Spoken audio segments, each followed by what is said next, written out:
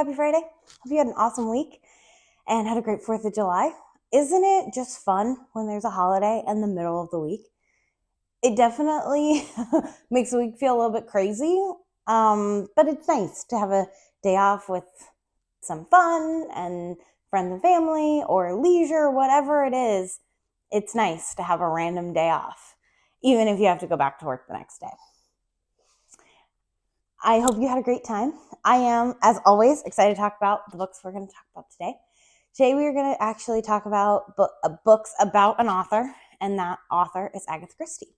If you don't know, Agatha Christie had a really, really fascinating life, and she not only wrote a lot of books, she worked in pharmacies in England, which is why there are so many poisonings in her book, because she knew which ones would actually work and which ones were actually undetectable. So she is a fascinating person. And then there's also fascinating chunks of her life that are unexplained by the historical record, which for anyone who reads historical fiction knows that is just like the meat and potatoes of this whole genre. It's like, oh, this happened, but nobody can explain what happened. Let's explain what happened. So I'm really excited to talk about these 3 books today. So let's get into it.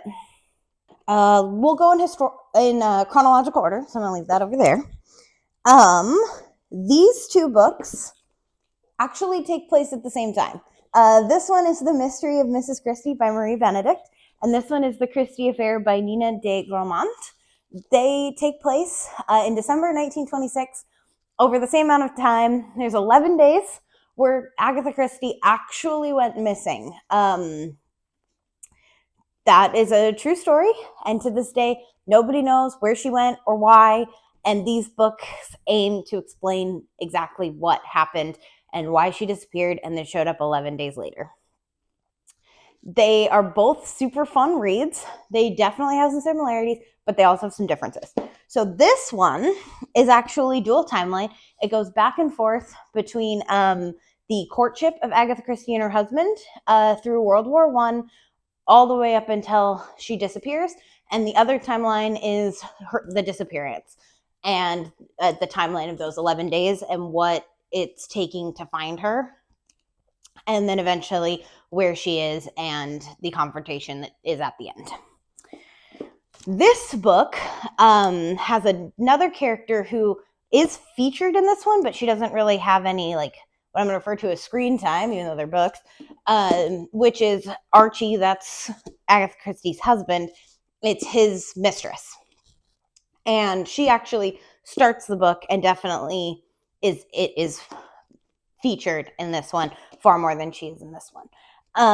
And this book has 2 alternating-ish perspectives, that goes between Agatha Christie, where she is, what she's doing, and what they're doing to find her and what that search looks like. I don't want to say too much about either book because there are question marks and gives away, but both of them definitely intertwine fact and fiction, and fact and filling in the blank of what happened over these 11 days. Where was Agatha and what was she doing? And that's what these 2 books aim to explain. They're both very good and super fun reads. If I had to pick one, I would pick The Mystery of Mrs. Christie. It's by a very thin margin, but I love Marie Benedict and I love her work, so this would be my choice. But by a very slim margin, they're both incredible books. The next book we're going to look at, which takes place about 2 years after these 2, is The Woman on the Orient Express. So for anyone who's read Agatha Christie or, been around movies, Murder on the Orient Express is one of her Hercule Poirot mysteries, and she did take the Oriental Express many, many times. Sorry, I'm confusing my authors. Agatha Christie was a big traveler, and she did spend a lot of time in the Middle East, which makes sense when you read her books. There's a phenomenal amount of them set in the Middle East. This book takes place in 1928. In 1928, in October, is when she got her divorce from Archie. And a few short weeks later, she is on the train across Europe to the Middle East. This book, Agatha is one of the main characters. In addition, there's two other women, both with mysterious pasts and dark secrets that they don't share as these women traverse Europe and then are together in the Middle East. Agatha in this book also meets her second husband. However, in real life, they don't meet for another year until she comes back. And he's an archaeologist. So they actually lived for a while in Iraq and Syria while he oversaw digs.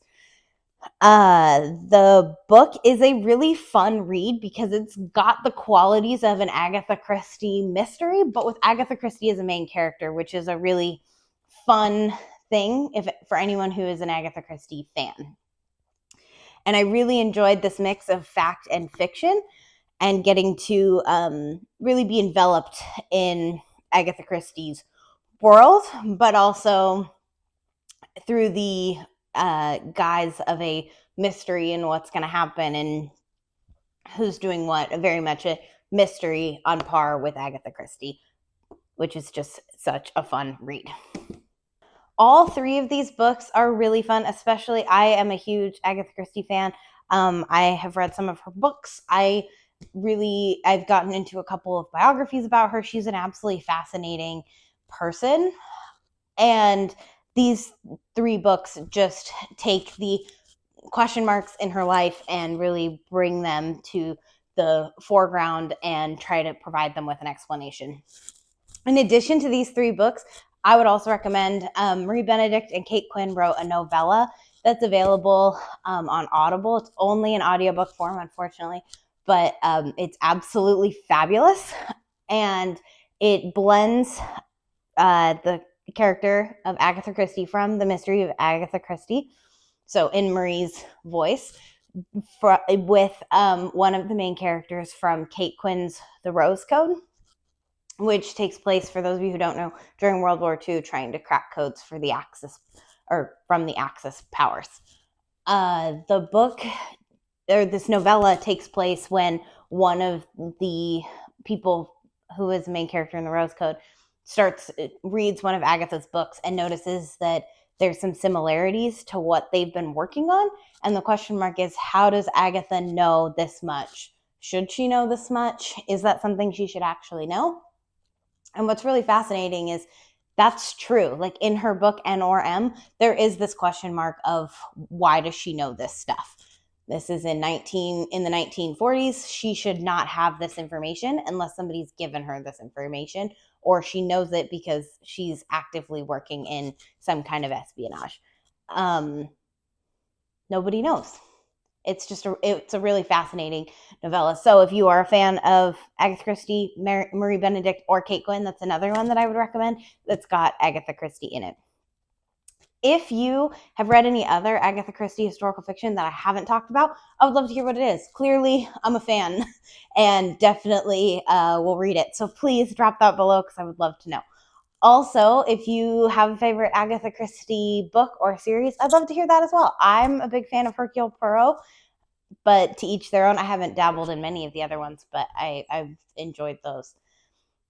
I hope that you have a really wonderful book to accompany you this weekend, and I hope that you have a great rest of your day. Happy reading!